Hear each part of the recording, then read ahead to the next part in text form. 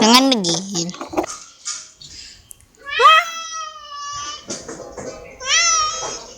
Mama, makanan dia kena rompak. Nih, Dennis sudah letak makanan. Hilang makanan tuh. Lapar. Kena rompak. Kena ragut, Ma. Mama manjilah rupanya.